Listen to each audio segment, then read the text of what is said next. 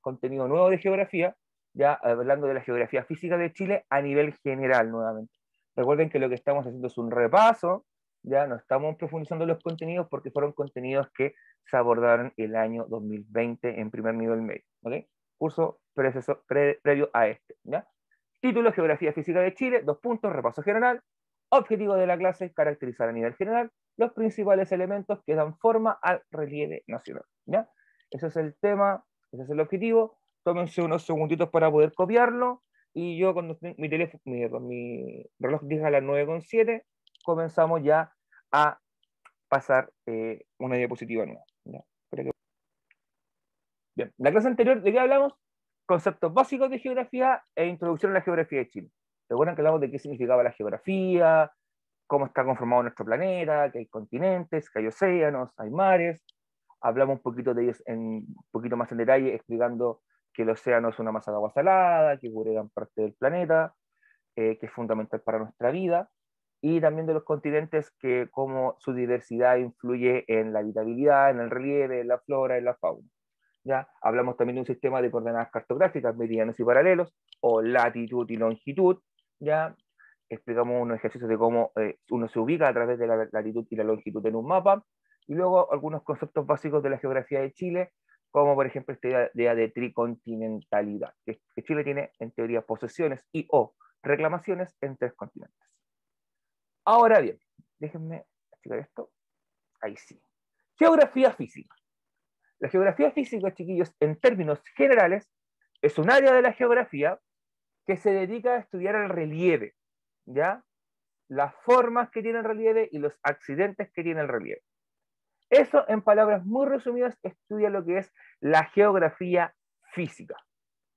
El relieve y formas y accidentes geográficos que existen.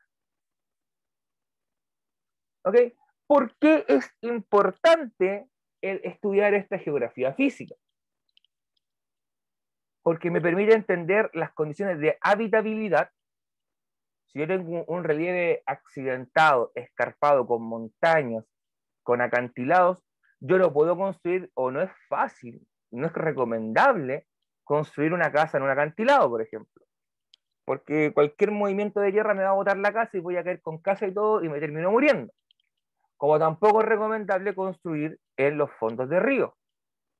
Por ejemplo, son los ríos que corre la gente que vive, por ejemplo, en la ribera del río Aconcagua, ¿ya?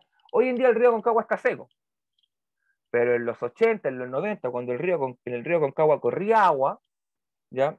Y había una precipitación fuerte, un episodio de un temporal de lluvia, la gente que vivía cerca del río o muy cerquita del río, sobre todo en tomas de terreno, chiquillos, corría riesgo. ¿Por qué? Porque la crecida del río se podía llevar la casa, ¿ya? Y en Santiago pasó con el Mapocho en los 80. En los 80 también hubo una crecida de la Concagua muy grande, que a la altura donde están las termoeléctricas, tomó un camión de soldados del ejército y se lo llevó, y se murieron los soldados, ¿ya? Lo arrastró el río. Por eso, incide en forma significativa en la habitabilidad. En cambio, si yo construyo en un valle, en una zona plana, estable, ya no voy a tener problemas. No sé si alguno de ustedes ha viajado durante el último año, par de años, cuando se podía salir, por la ruta de Reñaca a Concón. ¿Conocen ese camino, no, chiquillos? ¿Alguien en el chat? ¿Estudiantes? ¿Ninguno conoce el camino de Reñaca a Concón por la orilla de costa? ¿O tienen vergüenza y no quieren participar? Yo sí. Ya. ¿Han visto un hotel que está construido al lado de una roca, que quedó como la construcción a la mitad? Sí, y nunca habitaría ahí porque me da sustito. Ya.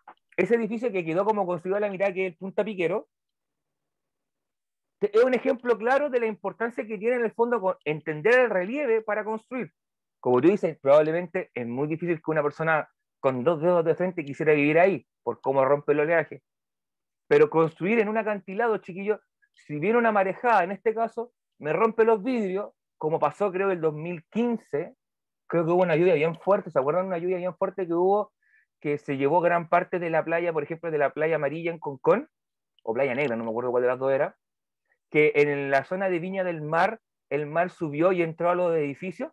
No sé si se acuerdan de esa vez, que el Tierra del Fuego que está al borde de la costa también terminó todo reventado con los ventanales. Eso es una mala planificación pensando en la geografía física. Sino que se está pensando solamente, oye, pero mira, voy a cobrar más plata por este edificio porque mira la vista que te entrego, es el valor agregado que le doy, sin pensar en esto. Por eso el Tierra del Fuego terminó con todos los ventanales reventados, los edificios que estaban en la orilla de costa en Viña del Mar, para los ponientes, terminó con el agua entrando al primer piso. ¿Ya? El Punta Piqueros también, el Punta Piquero hoy en día se congeló porque no tiene evaluación de impacto ambiental, que es un concepto un poquito más técnico, pero en el fondo construir en un acantilado chiquillo es como construir en las dunas. No sé si también habrán visto los de bloques de departamentos. Bueno, bloc de departamento es bastante, entre comillas, estos edificios residenciales que están Buenos días, profe. buenos días, las dunas de Concón. ¿Has visto esos edificios re gigantes que deben costar un ojo de la cara tener un departamento ahí? También, no pensaron en el relieve. Nunca han pensado en lo que va a ocurrir cuando venga un terremoto gigante, porque los campos dunares abajo no son firmes. Viene un terremoto grande y ese edificio se va a caer. ¿Ya?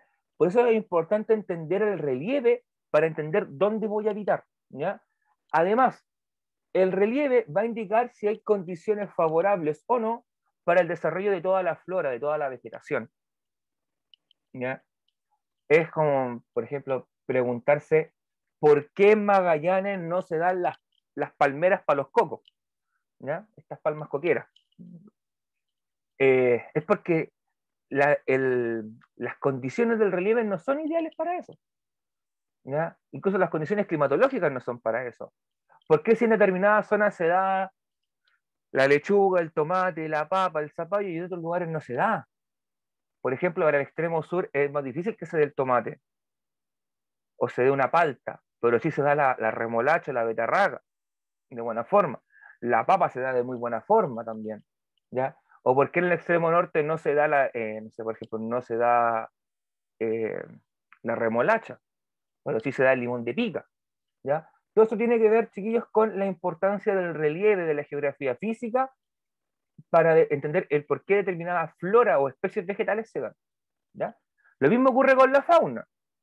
Hay bicharracos, hay especies animales, incluso vamos aquí a ampliar el concepto, animales, insectos, peces, aves, ¿ya? Que se desarrollan mejor en determinados lugares. ¿Por qué los pingüinitos se tienden a dar en la zona de la Antártida o en la zona donde están los pingüinos de Humboldt, en la cuarta región? Y no se dan, por ejemplo, en Iquique, ¿ya? Tiene que ver con las condiciones del relieve, con las condiciones ambientales. Por ejemplo, ¿por qué los pumas no se dan en las costas? Por el relieve. Los pumas son depredadores que se esconden en cuevas. Y yo en la playa no encuentro muchas cuevas, exceptando la cueva del Pirata, la cueva del Chivato en Orcón, ¿ya?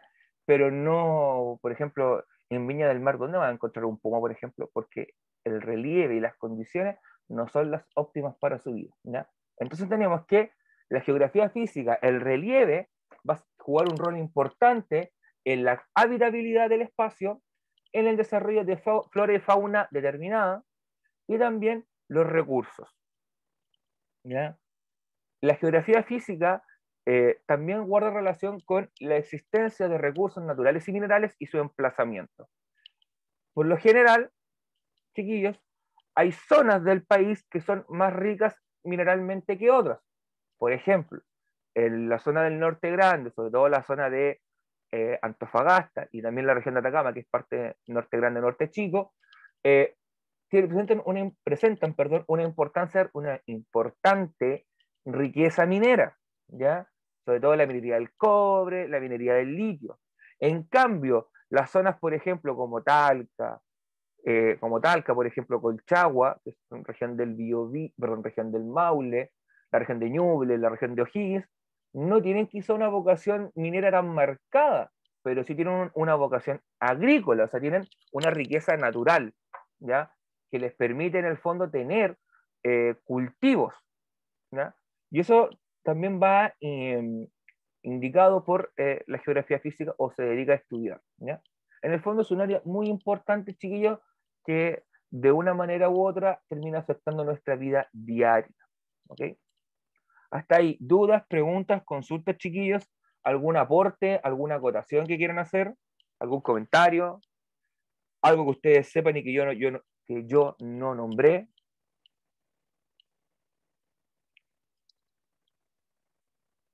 Nada, chicos. ¿Ya? Aquí tenemos, chiquillos, algunos ejemplos de accidentes geográficos. ¿Ya? Son de alrededor del mundo, chiquillos, pero también son importantes porque también los estudia la geografía física. Cuando yo me refiero a accidentes geográficos, me refiero a elementos como los que aparecen en la Profe, cima. A ver, ¿le pueden aceptar la cosa a la Millaray para que entre la clase? Francisco, ahí el tío Pancho va a ver eso porque él es el que maneja el switch para el ingreso de estudiantes. ¿Ya? Chiquillos, Aceptada. ¿listo? Tenemos acá ejemplos de accidentes geográficos. Cuando yo hablo de accidentes geográficos, me refiero a elementos como estos, que son visibles. ¿Ya? Una cordillera. Una cordillera, si ustedes se dan cuenta, son muchas montañas que están pegaditas unas a otras. En este caso, es el cordón montañoso más elevado del mundo, que son las cordilleras, que es la cordillera de los Himalayas, ¿ya? Que se encuentra en el norte de la India, Nepal, China, la zona que coloquialmente nosotros llamamos la zona del Tíbet. ¿Ya? Están los monjes tibetanos, el Dalai Lama, por ahí. Si se dan cuenta, por ejemplo, utilizamos esta imagen como ejemplo, la de los Himalayas, ustedes se van a dar cuenta que ahí prácticamente es imposible habitar. Ya, imagínate, ¿cómo pongo una casa? ¿Cómo llego con alumbrado público? ¿Cómo llego con agua potable? ¿Cómo voy al súper? ¿Te imaginas lo que es subir a esa montaña y llegar a la mitad de camino y decir, se me olvidó el pan y tener que bajar toda la montaña? Imposible, pues, chiquillo. Tengo que mandar a mi hijo a la escuela. Tengo que ir a la emergencia porque me empezó a doler mucho la guatita y puede ser o el estómago, la parte baja, y puede ser una apendicitis.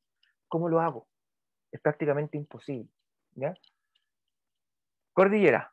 Abajo, a la izquierda, está un istmo. Y un istmo es un pequeño brazo de tierra que une dos masas más grandes de tierra. De hecho, aquí se ve este bracito, que es el istmo de Corinto, en Grecia, cómo une, esto debe ser la península del Peloponeso y esto debe ser ya el continente europeo, la parte balcánica. ¿Ya? Y ahí está cómo se unen ambos, o puede ser al revés. ¿Ya? Pero ahí el brazo une. ¿Ya? Y acá otro accidente que es un poquito más rebuscado, pero que es un delta. Que también, el delta es cuando el río, que se ve el río Nilo, se comienza a ramificar y a dividirse en pequeños brazos formando canales internos. ¿Ya? Esos son ejemplos de accidentes geográficos, chiquillos. Así existen muchísimos más, muchísimos. De hecho, podríamos tener una clase entera hablando solamente de accidentes geográficos, pero siento que no es el momento ni el contexto para hacer eso, sino que ustedes entiendan la importancia que tienen, porque en cada uno de estos tiene condiciones de habitabilidad particular, características para determinada flora, determinada fauna, ¿ya? Y cada uno de ellos tendrá su riqueza, ya sea natural o mineral, ¿bien?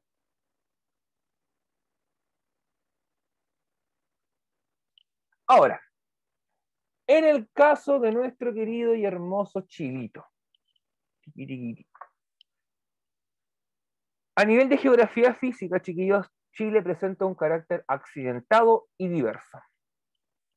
¿Ya? Es decir, tiene accidentes geográficos, muchos, ¿ya? Lo cual entrega una diversidad de paisajes, de flora y de fauna y genera microclimas. ¿Okay? Vamos a ir explicando cada uno de esos puntos.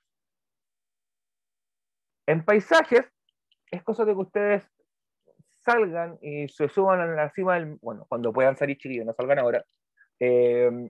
Ustedes se suben, por ejemplo, a la cima del Cerro Mayaca, llegan a la parte superior, pueden observar cómo es todo Quillota y el país y la imagen que te entrega, donde se ve una franja bastante estrecha de territorio urbano, pero si tú te fijas alrededor tenemos montañas por todos lados, es porque estamos encerrados en un valle, pero si yo subo la montaña y subo, por ejemplo, la Campana, voy a tener una mirada de todo el paisaje en una explanada gigantesca, ¿ya? Donde habita la gente. Lo mismo pasa si yo cruzo, por ejemplo, el camino internacional, llego a Viña del Mar, me desvío de Concón, voy al campo dunar, voy a tener otro paisaje. De hecho, la imagen que te entrega Viña del Mar Valparaíso es completamente diferente a la que te entrega Quillota, ¿ya? Porque una está mirando al mar, otra está encerrada, Lo mismo ocurre si yo cruzo lo que es el túnel del Melón y ya me dirijo hacia lo que es San Felipe, me voy para los Andes, por ejemplo, o voy por el Internacional derechito a los Andes, voy a ver otro camino. Si tomo el túnel del Melón y me dirijo después a lo que es la Ligua, Cabildo, voy a tener otro paisaje, ¿ya? Me voy a San Antonio, voy a tener otro paisaje, ¿ya? Eso, chiquillos, es la diversidad que entrega el relieve, porque como hay cordilleras entre medio, hay valles, hay planicies o bordes costeros, hay una cordillera gigantesca como los Andes, entregan realidades diversas, ¿ya? Y esa realidad diversa hace de la misma forma que tengamos floras y faunas diversas, ¿ya? Por ejemplo, tú no vas a encontrar probablemente una palma chilena en los Andes. La palma chilena se da por lo general en zonas costeras, con un determinado clima, una determinada temperatura. Y por si acaso, dato, las palmas no son plantas. ¿Ya? La palma chilena, por ejemplo, no es una planta. Perdón, no es un árbol, es una planta. Porque no tiene un tronco. De hecho, es súper, es más parecido al tallo de una planta, lo de la palma, que un tronco de un árbol. ¿Ya? Por ejemplo, la palma chilena, hablamos del ejemplo de los pumas. Hay vegetación nativa que se da solamente en zonas de valles interiores, ¿ya? Por ejemplo, ¿por qué yo no puedo ir al borde costero y plantar una lechuga? ¿Por qué no puedo ir a la playa a poner una lechuga o un tomate? Que mira, porque hay arena. Ya, pues eso tiene que ver, chiquillos, con la diversidad que me entrega la flora y la fauna.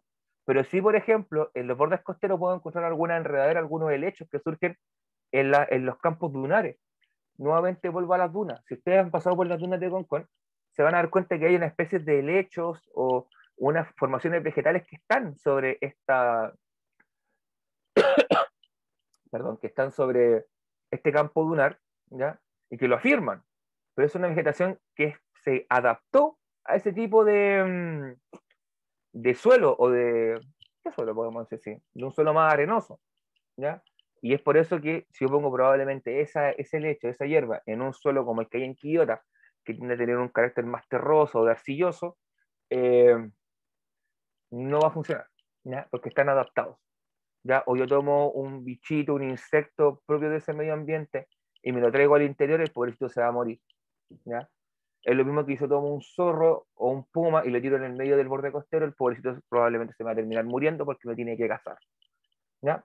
Entonces, por eso es tan importante, chiquillos, el tema de el relieve y cómo se relaciona e interactúa con la flora y con la fauna, ¿ya? Además, tenemos microclimas.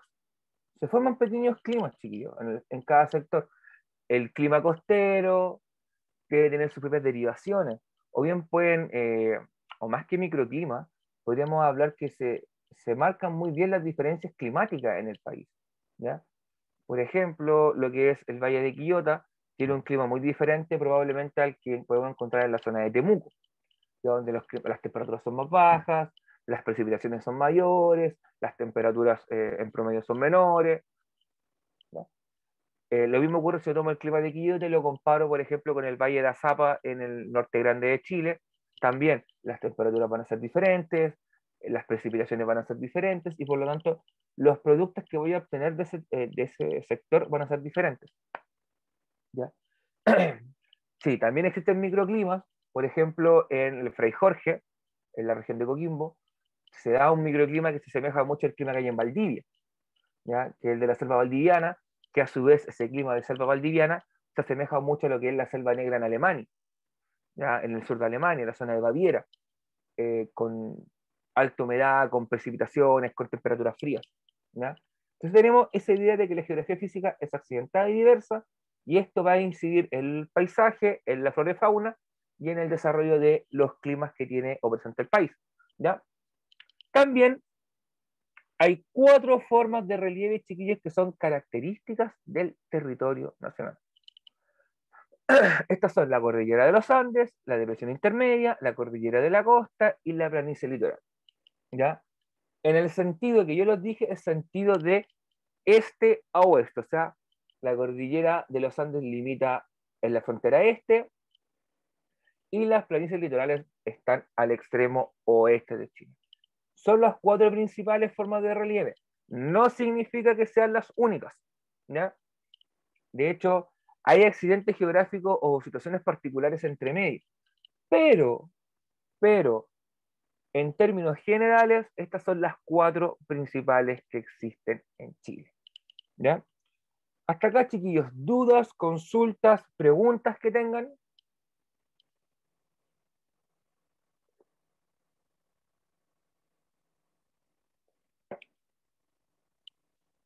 ¿Alguna inquietud que tengan, chiquillos, sobre esto?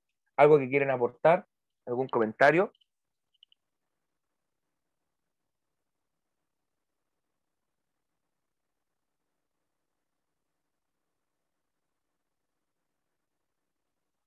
¿No hay preguntas, chiquillos? ¿No hay comentarios? ¿Están desmotivados? ¿Ya qué les pasó? ¿Tienen flojerita? Tienen que estar más motivados, chiquillos, tienen que preguntar más, ¿ya? Participar, por último, no entiendo, pregunten algo que les llame la atención, algo que ustedes hayan visto, si algo que ustedes vieron se puede asociar a esto, no sé. Motívense, chiquillos. Bien, bueno, acá tenemos un perfil topográfico, que como explicamos en la clase de la semana pasada, el perfil topográfico, chiquillos, en palabras simples, imagínenselo como hacer un corte en el sentido este-oeste del país, corte el país como un trozo de torta, ¿ya? Y vería algo similar a esto. Esto, si ustedes se dan cuenta, está pensado más o menos para lo que es la zona de la región metropolitana aproximadamente, y si ustedes se dan cuenta, a nivel costero logra tomar lo que es Viña Valparaíso. Mira, profe, pero ¿cómo? Dato, que aquí probablemente no lo hemos dicho todavía, pero la única región de Chile que no tiene salida al mar es la región metropolitana. De hecho, la región metropolitana está como cubierta a nivel costero por lo que es la región de Valparaíso y parte de la región de O'Higgins. De hecho, si yo tirara una línea recta, probablemente que saldría a la altura de Viña Valparaíso o inclusive por aquí sale el río Maipo, esto debiese ser el río Maipo, y aquí estaría aproximadamente lo que es San Antonio, ¿ya?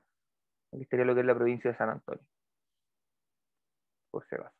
Bien, entonces, tenemos a nivel de relieve una cordillera de los Andes, ¿ya? Que es la principal formación de relieve nacional, ¿ya? Es el cordón montañoso más grande que existe en el sentido norte-sur, ¿ya? Porque recuerden que la cordillera de los Andes no nace en Chile, sino que nace en lo que se llama la Guajira Colombo venezolana, o sea, arriba en Venezuela con Colombia, donde se juntan esos dos países, por ahí nace. Y baja, llega hasta Chile, y después, ojo, no termina en Chile, sigue, se sumerge, se convierte en lo que se llama Antartandes, se mete bajo tierra, y luego emerge en la Antártida y termina en el Polo Sur. Así más o menos el camino de esta cordillera. Pero acá nosotros nos damos cuenta que es bastante elevada. Si yo comparo la altura de acá y hago una recta imaginaria, me doy cuenta que es bastante elevada la cordillera de los Andes.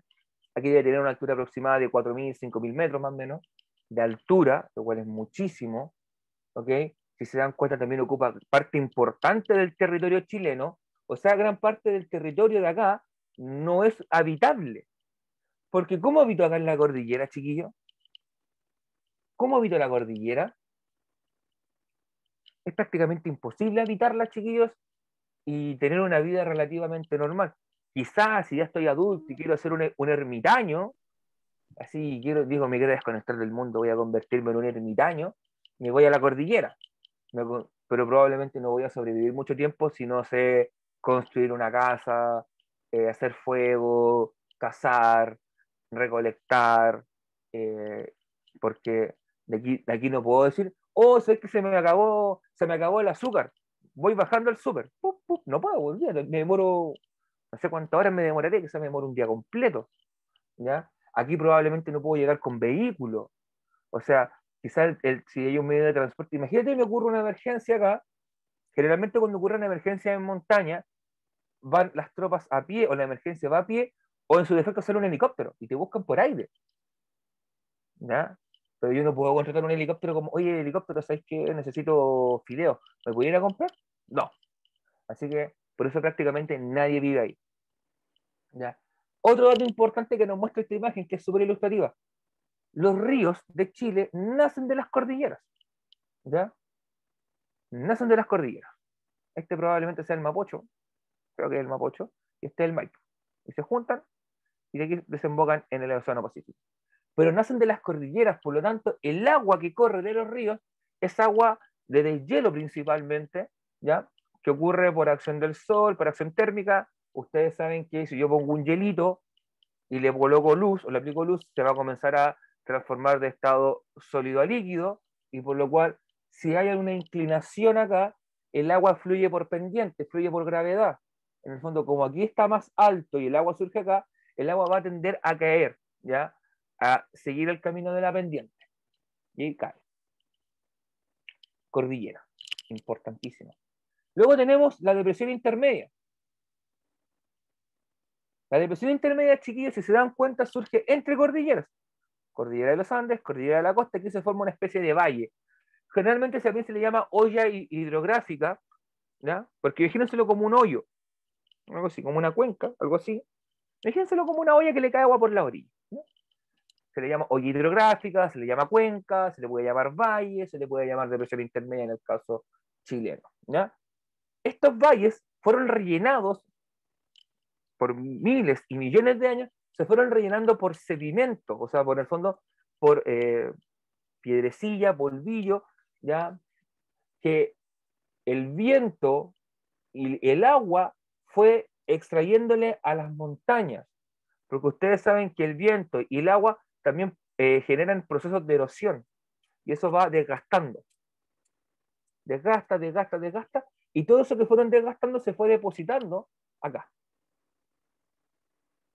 Y eso formó una cuenca o un valle, por eso se dice relleno sedimentoso acá, porque fue con sedimento de las cordilleras que arrastró el agua y el viento que se fueron formando, ¿ya? En esta depresión intermedia, chiquillos, es donde habita por lo general gran parte de la población chilena. ¿Por qué? Porque es un terreno relativamente estable, que tiene una baja altitud, o sea, no voy a sufrir efectos de estar viviendo a 3.000, 4.000 metros de altura, donde me falta el oxígeno. Es tierra que por lo general también es bastante fértil, por lo tanto puedo desarrollar una actividad agrícola de buena manera, se dan bien los pastos, por lo tanto puedo tener ganado, puedo tener bicharracos, animales, para que estos se puedan alimentar, ¿ya? Así que es como las condiciones ideales para la vida. Vivo acá. En este caso, en la cuenca de Santiago está lo que es prácticamente toda la región metropolitana, ¿ya? Todo lo que es 8 millones de personas viven aproximadamente en esa gran cuenca, ¿ya? La cuenca de Santiago. ¿Ok? Hasta ahí, dudas, preguntas, consultas, chiquillos, inquietudes, algo que deseen aportar. Vamos a ver qué dice el chatcito. No, profe, dice. ¿No, profe? Ah, ya. ¿Seguro que eso dice? ¿No dice el profe tengo una pregunta? ¿No me estás mintiendo? Ah, ya. Bien. No sé, pues yo tengo que preguntar. No. Déjame. Uy, se me pegó el mouse. Ah, ¿dónde estás? Ya. Luego tenemos la cordillera de la costa. La cordillera de la costa se ve más chiquitita, más disminuida, porque es una cordillera más vieja en cuanto a tiempos geológicos, ¿ya? Cuando hablamos de tiempos geológicos, chiquillos, nos referimos a millones y millones de años, ¿ya? No piensen en 500, 1000 años, no. Millones y millones de años. O sea, cuando probablemente el continente americano todavía no se poblaba, ¿ya? Cuando quizás recién estaban los primeros homínidos, ¿ya? Como los australopithecus, por ahí dando sus primeros pasitos en África, de esa época, incluso más atrás, ¿ya? La cordillera de la costa, chiquillos, es de mayor edad y ha sido más erosionada y tiene una doble erosión, porque tiene una erosión de los ríos, ya que pasan por alrededor de ellos, por los cursos de agua, por las precipitaciones que caen, ya por el agua lluvia que cae, que también arrastra material, y sobre todo también por la acción de los vientos. Como ustedes se darán cuenta, están bastante cerquita de lo que es el océano, estas masas de agua gigantescas, donde ocurren o donde se desarrollan grandes corrientes de aire, grandes vientos que golpean, en este caso, a la cordillera de la costa, eso que nosotros a veces llamamos el viento costero, cuando estamos en la playa y sentimos ese viento que te pega y que te da frío, ya, ese viento imagínenselo como amplificado por mucho tiempo, por miles y millones de años, que golpea estas montañas y les va sacando de a poquito, les va sacando de a poquito, les va sacando de a poquito, y los tiene en esa condición. ¿Ya? Ese sedimento, en este caso, siempre va a tender a caer hacia donde golpeó el viento. O sea, si el viento golpeó acá, va a tender a caer hacia acá, y de esa forma se formaron las playas. Se rellenaron con arenita y tenemos playita. ¿Ya? Y ojo, las planicies litorales en Chile son súper diversas. Dependen mucho de en qué región del país me encuentro, qué zona geográfica. Por ejemplo, en el norte grande son acantilados, se asemejan mucho a las calles en Valparaíso. Por ejemplo, si ustedes alguna vez han viajado a Valparaíso, no lo hagan ahora, recuerden que estamos en cuarentena. Si ustedes han viajado a Valparaíso y han tomado una micro que bordee lo que es Avenida Altamirano, ya que en el fondo es continuar donde está la caleta El Membrillo, cuando la micro dobla hacia arriba Playa Ancha, hay una que sigue. Si tú sigues de largo, te vas a dar cuenta cómo hay puros acantilados, ¿ya? En el fondo no hay playa. Termina el camino, ¡pum!, cae al agua. ¿Ya? También ocurre bastante en el camino Reñaca, con Viña vía Reñaca, por el borde costero también pasa, también va a haber esta idea de acantilado. Hay otros casos donde hay extensiones, donde hay playa, donde yo puedo entrar y caminar unos cuantos metros al agua y meterme. Ya como ocurre, por ejemplo, en La Serena, en Coquimbo, en algunas playas de la quinta región que están habilitadas para el baño, ¿ya? Pero hay una diferencia que probablemente ustedes la habrán notado, que el agua de Viña es sumamente helada. Entonces metes las patitas en Reñaca o en los Lilenes en Concón y tienes que salir a los 5 o 10 minutos porque salís congelado. ¿Ya? Eso tiene que ver con otros fenómenos que probablemente hablaremos más adelante, que es la corriente de fría de Humboldt, que lo que hace es, en el fondo, que el agua tenga menor temperatura, pero tiene un efecto en cuanto a la diversidad marina, que nos entrega una mayor riqueza pesquera. ¿Ya? En cambio, en el extremo norte, las aguas tienden a ser un poquito más cálidas y de hecho permiten que la gente en invierno se pueda meter a la playa. ¿No? Bien. Hasta ahí, chiquillos. ¿Dudas, consultas, preguntas sobre esto? ¿Algo que les llame la atención? ¿Alguna experiencia que quieran contar, chiquillos? ¿Algo que hayan vivido alguna vez? ¿Han recorrido alguna de estas formas de relieve? Profe, pero esta época no ha cambiado el soporte hasta ahora. Ya. ¿Tú te refieres a lo que es la cordillera de la costa? Claro, es que son cambios, yo te puedo decir, en 100 años perdió 1 centímetro. ¿Ya? No, en el fondo es pues digo, son temas de millones y millones de años que se generan estos cambios. Por ejemplo, yo puedo colocar una piedra, una roca, ¿ya? Y hacerle caer un chorrito finito de agua y va a terminar rompiéndose, ¿ya? Que es algo que se hace, pero se demora muchísimo, muchísimo tiempo, ¿ya? Por eso digo, son temas de miles, millones de años que nosotros quizás no es en nuestra vida, ¿ya? Que en promedio en Chile son 80 años, más o menos, un poquito más en el caso de las mujeres, no alcanzamos a notar un cambio significativo, ¿ya?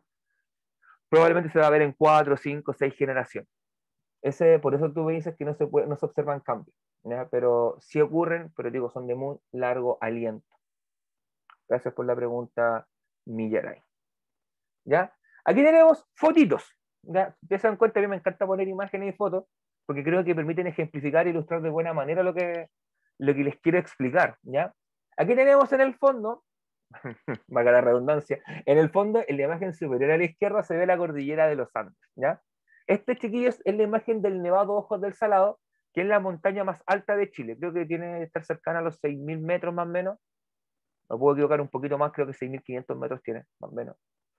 Es la montaña cuya cima está en Chile más elevada, porque la montaña más alta de América es la Aconcagua, que lo comparte Chile y Argentina, pero la cima está en territorio argentino, por eso la cima se le considera Argentina. En el caso nuestro, la cima más elevada es el Ojo del Salado, que está en el norte grande del país, ¿ya? Es un nevado, chiquillos, es un volcán, ¿ya? Por eso se llama Nevado Ojos del Salado, porque, miren, está tapadito en nieve. Abajo está todo café, con algunas manchas de pasto, de algunas hierbas que probablemente se dan ahí y que tienen esa tonalidad, pero fíjense que esto tiene nieve eterna, o sea, en el fondo esa nieve no se va a derretir, ¿ya? O es muy difícil que se derrita. Si llegase en algún momento a derretirse, hay que preocuparse, ¿ya? Porque eso significa que la temperatura promedio del país está aumentando, efecto del cambio climático, el calentamiento global, y mejor hagamos nuestras maletas a otro planeta. ¿Ya? A la izquierda, abajito, tenemos una vista del Valle de Santiago. Esta vista, chiquillo, debe estar tomada probablemente de la zona de la cordillera de los Andes, me imagino yo, porque en la costa por lo general no neva. ¿Ya? Y si ustedes se dan cuenta, se logra ver acá abajo lo que es el Valle de Santiago. ¿Ya? Se ve este valle donde está habitado, donde viven 8 millones y medio de personas. ¿Ya? No sé si, probablemente eso, no sé si eso será smog, probablemente puede ser.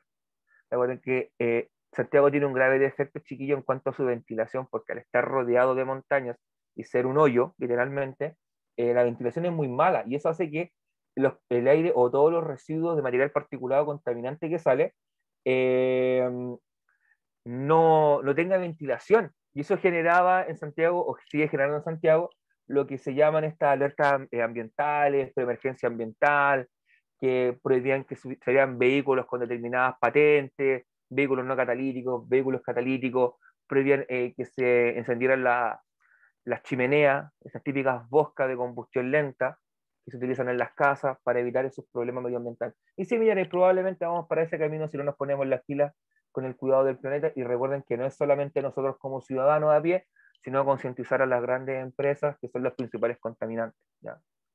El cambio que nosotros podemos generar es mínimo, o sea, hay un cambio, pero no es del todo significativo para dar vuelta a la tortilla. Para dar vuelta a la tortilla se necesita que las grandes empresas y las grandes potencias del mundo que contaminan se pongan las pilas y digan, ¿saben qué? Vamos a dejar de utilizar el carbón como combustible, vamos a invertir en energía renovable, vamos a dejar de utilizar el petróleo en exceso y sucesivas medidas.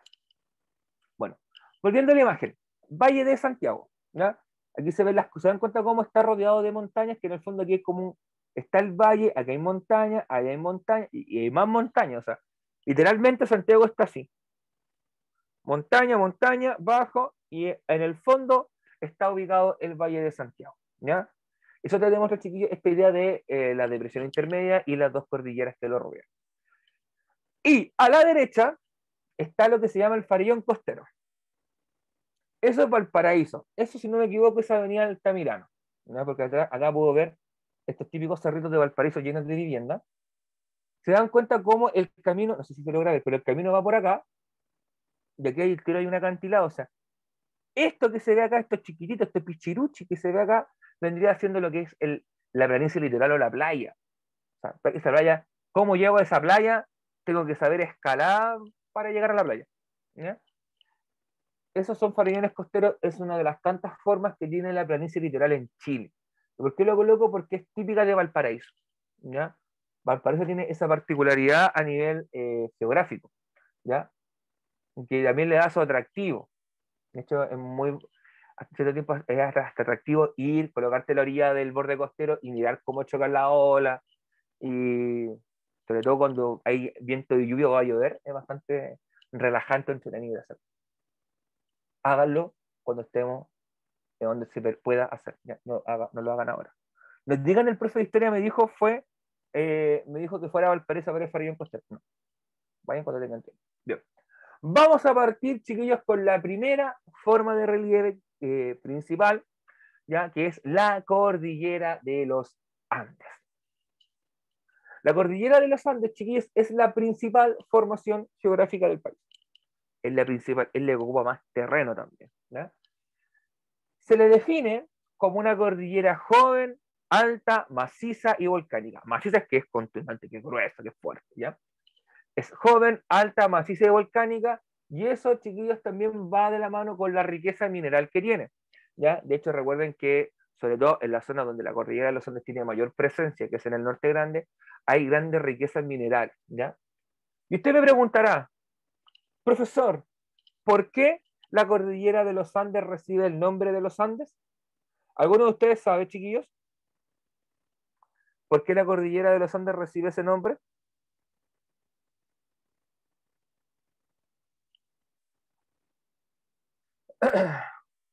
¿Nadie sabe, chiquillos? amplío la pregunta a los educadores que estén presentes. ¿Saben por qué se llama Cordillera de los Andes? No, profe, No, ¿podría profe. explicar? Ya, se llama, chiquillos, porque el mineral, principal mineral que la compone se llama andesita. Y la andesita es un mineral que existe, no lo estoy inventando. De hecho, hasta en Minecraft está la andesita.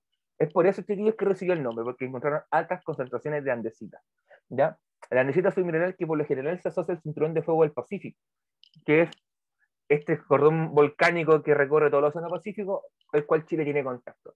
De ahí viene el nombre. Dato freak número 513 que entrego durante el año. Bien, la cordillera de los Andes, chiquillos, en el sentido norte-sur, podemos establecer que en el Profe, norte, perdón, se encuentran las mayores alturas, mientras que va descendiendo hacia el sur, ¿ya? Es por eso que el Nevado Ojos del Salado, que es la montaña más alta de Chile, está en el extremo norte del país, ¿ya? Y puede partir de los 6.000 metros, va bajando, bajando, bajando, bajando, bajando, bajando, hasta que ya en la zona de Aysén prácticamente es imperceptible y se sumergió y se convirtió en lo que llamamos coloquialmente Antartantes, ¿ya? profe, Profesor, Dígame, dígame. Génesis desea hablar. sí, te voy a pedir la palabra. Oye, profesor, está en el agua allá en el norte se nota que la gran cantidad de minerales que posee, Sí, es que porque uno no la no, puede ni consumir.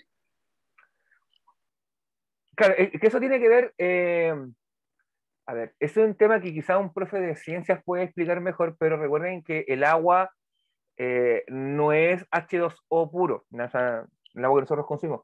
Como este agua probablemente tiene un origen y ha tenido contacto con minerales, arrastra ciertos sedimentos minerales, ¿ya? Y eso genera que haya agua que sea más o menos potable, o sea, sea más agradable de beber que otra, ¿ya? Tiene que ver, claro, con la composición mineral del suelo, de la napa subterránea donde la extrae, con qué minerales tuvo contacto, porque el agua tiene muchas propiedades. De hecho, es una de las grandes maravillas que nos dio la naturaleza a nivel químico, es el agua. El agua tiene propiedades para disolver y solvente, disolver, no sé. Y eso probablemente un profe de ciencia lo puede explicar mucho mejor que yo, porque yo no tengo mucha idea de eso, pero sí. De hecho, piensen ustedes también, aprovechando de hablar un poquito del tema del agua, que yo, por ejemplo, cuando hace muchos años iba bastante seguido a Concoña Reñaca, el agua es asquerosamente mala. Ya, era asquerosamente mala. Tenía que echarle juguito en polvo, ese juguito que es tóxico, pero para que pasara el agua, porque si no era imposible de pasar. ¿Ya? Lo mismo ocurre en distintos lugares de Chile. Así que, exactamente, el agua tiene que ver esa composición mineral, la mayor o menor riqueza mineral del suelo, del sustrato, y el contacto que tenga el agua va a incidir en el sabor de esto. Es por eso que el agua se trata. Recuerden que nosotros tomamos un agua que fue tratada químicamente, que fue purificada, por así decirlo, con pequeñas cantidades de cloro, ¿ya? Que la hace potable y la habilita para que sea consumida por cualquier persona, porque si yo tomara agua de pozo y no la caliento, por ejemplo, no la hiervo, o no le echo una gotita de cloro, probablemente puedo tomar agüita con bicharracos que me hagan mal a mi organismo, ¿ya? Así que A mí, efectivamente. profesor, como experiencia, yo fui a trabajar ahí a Tierra Amarilla en Copiapó, ¿Ya? ¿Sí? ahí en la minera. Ajá. Estuve haciendo mantención de máquinas ¿Ya? y llegué pues, y unos caballeros también que venían de los Andes me dijeron, no se te vaya a ocurrir tomar agua porque yo tomé agua aquí, me enfermé del estómago y toda la cuestión. Yo le dije, ya no voy a tomar agua de la llave, porque Ujú. uno como común aquí en Quillota pues, ya saco agua. Sí. Igual yo viví cerca de Curicó con mi abuelo. Ujú. También pues, ellos vivían cerca del cerro y había una pendiente que corría agua, uno podía sacar agua hasta de ahí mismo, Ujú. pero llegar allá y te digan, no, agua no, fue Claro. como igual raro. Igual cuando Sí. me bañaba era diferente, y la textura del pelo queda así súper mal, ¿Ya? incluso que porque caía el agua caliente y uno que te dijera, oye, ¿y si la hiervo? No, me decían, no, para consumo mejor no. Y a lo mejor es porque yo estaba cerca de la minera, a lo mejor más daño del Sí. agua. Puede ser, de hecho, además, incluso en cada país, el tratamiento del agua es diferente. Uno de los muchos consejos que dan a viajeros que van al extranjero es no consumir agua de la llave, sino que siempre andar con agua embotellada, por lo mismo. Porque uno está acostumbrado, o el organismo tuyo se acostumbra a un determinado tipo de agua. a una determinada composición o tratamiento del agua. Si tú vas a un lugar y bebes agua con otra composición o con otro tratamiento, te puede generar estos problemas, claro, estos problemas estomacales, ¿no? Y de hecho, probablemente, si Eric que ha viajado al extranjero, que creo que está él, no sé quién estará en la nave de inspectoría, si estuviera él podría confirmar o refutar lo que yo acabo de decir, que a los extranjeros, por lo general, a los que viajan al extranjero, perdón, les aconseja no beber agua potable, agua de la llave, sino que más bien beber agua embotellada, y el agua de la ducha solamente, agua potable solamente para bañarse o lavarse los dientes. ¿Ya? ¿Qué otra importancia tiene esta cordillera, chiquillos? Cumple el rol de ser un biombo climático. ¿De qué es un biombo? Es una barrera. El biombo, chiquillos, para que ustedes, cuando ustedes han ido al médico y han tenido que sacarse la ropa, por ejemplo, se han dado cuenta que a veces colocan como una especie de, no sé cómo explicarlo, chiquillos, pero son como unos paneles que colocan y en el fondo te dicen, ya cámbiate ropa acá aquí, y tú quedas como Sí, escondido. lo dejan Ah, como un box, le dicen. claro, pero el biombo, chiquillos, es como una especie de panel, son como 3 paneles, que en el fondo lo que hacen es en el fondo que te impiden la visual en el fondo, ¿ya? Cumple un rol de protección. Imagínense donde se coloca la persona que te va a hacer los rayos X, la radiación que se coloca detrás de como de un panel, ya, algo así. ¿Qué es lo que cumple este tiempo climático? Lo que hace es, chiquillos, es una barrera natural que evita que determinados fenómenos naturales ocurran en Chile. En Chile no tenemos tormentas ni huracanes, porque está este tiempo climático, porque nos protege ambientalmente. De hecho, también muchas plagas o enfermedades se bloquean porque no pueden atravesar la cordillera, al menos de una forma natural. Hoy en día, con el tema de los aviones, es muy difícil que lo podamos controlar. Pensemos lo que pasó con el coronavirus, que llegó por avión, ¿ya? Pero sí cumple este rol de barrera natural, ¿ya? Inclusive impide también que gran parte de las precipitaciones pasen hacia otro lugar. Generalmente cuando hay un sistema frontal de precipitación, esto choca con la cordillera y va a tender a elevarse, se va a desgastar y va a pasar prácticamente como un viento o como algo muy menor hacia hacia el territorio argentino, ¿ya?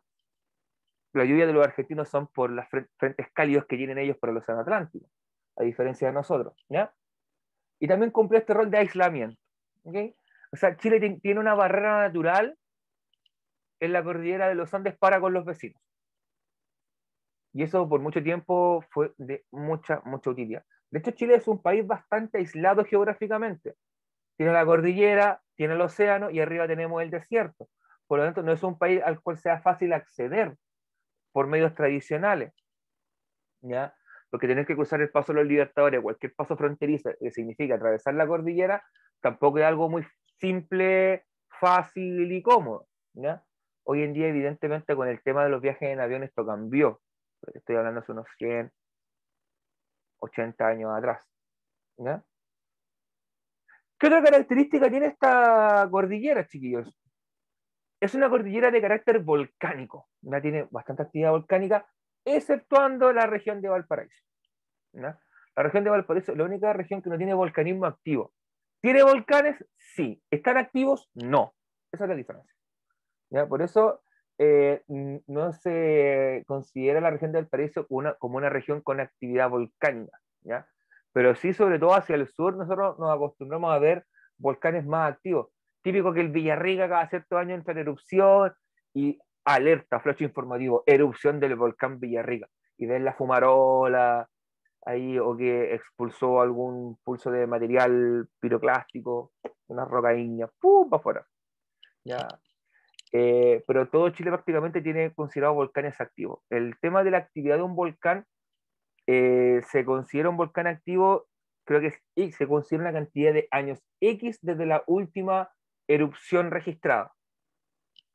No recuerdo cuántos años son, pueden ser 150, 200 años desde la última erupción registrada. Si ha pasado ese tiempo, ya se le considera un volcán inactivo, ¿ya? Pero gran parte de Chile tiene volcanes, ¿ok? Vuelvo a insistir el tema de que se sumerge hacia el sur del país, en lo que conocemos coloquialmente como Antartandes, ¿ya? Que después emerge nuevamente en la zona del Antártico, perdón. Y chiquillos, también recuerden que prácticamente está deshabitada, la cordillera de los Andes prácticamente no concentra población chilena. La mayor parte de la población chilena está concentrada en la depresión intermedia y en las planicies litorales. ¿Por qué? Por temas que hemos hablado anteriormente, el tema de las condiciones climatológicas, la temperatura y cómo esto influye en la habitabilidad de un espacio, ¿ya?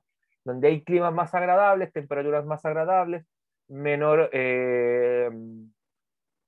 porcentaje de sufrir un accidente o que ocurra un accidente geográfico importante, o, perdón, no un accidente geográfico, sino que ocurra un desastre natural importante, mejor, ¿no? Por eso optamos por vivir en valles y en el borde costero y no en la montaña. Además, tenemos que considerar que en la cordillera de los Andes vamos a encontrar nieves o hielos eternos, ¿ya? ¿Qué significa eso? Que son que durante todo el año está nevado o está con hielo. ¿Por qué? Porque la temperatura es muy baja. Recuerden, chiquillos, que a mayor altura, menor temperatura, o sea, la temperatura va disminuyendo. No recuerdo exactamente cuántos metros son para que disminuya un grado, creo que son 800 metros y disminuye un grado, pero eso termina siendo la diferencia, ¿ya? Y es por eso que prácticamente nadie vive ahí. Y ahí tenemos, chiquillos, para ir ya terminando esta primera parte de la clase, tenemos una imagen que nos permite observar toda la cordillera. ¿Ya? Toda esta parte nevada. Y aquí tenemos nieves eternas, chiquillos, de la cordillera. Esto es la cordillera de los Andes en las partes elevadas. O sea, si alguien me explica cómo vivir ahí cómodamente, por favor que lo haga. Porque es prácticamente imposible. ¿Ya? Así que eso, chiquillos, es nuestra principal formación geográfica, la más importante probablemente en cuanto al desarrollo de la vida, porque recuerden que lo hablamos cuando vimos ese perfil topográfico de Santiago, que gran parte de las aguas de los ríos provienen de la cordillera. Es el derretimiento de estos hielos, el leve derretimiento de estos que van en el fondo generando los cauces de los ríos que terminan alimentando a nuestro territorio, dándole la posibilidad de desarrollar la agricultura y también permitiéndonos vivir en este país, ¿ya? Dudas, preguntas, consultas, chiquillos, vamos a quedar hasta acá. Probablemente la clase de mañana vamos a partir de la diapositiva anterior, recordando un poquito lo que hablamos de la cordillera de los Andes. Antes de cerrar la clase, chiquillos, recordar algunas cosas importantes que dije al comienzo de la clase y que ahora vamos a decir pensando que ya tenemos un quórum relativamente estándar. Deben ser como cuánto, Francisco, unos 18 o 20 chiquillos que hay, ¿o no? ¿O menos? Así abuelo de pájaro. 19. 19, ya. Chiquillos, recordar, asistencia a las clases es súper importante, chiquillos, conéctense, ingresen, motiven a sus compañeros a que participen, díganle que se están haciendo clases, que no estamos, así decirlo, sin hacer nada, ¿ya?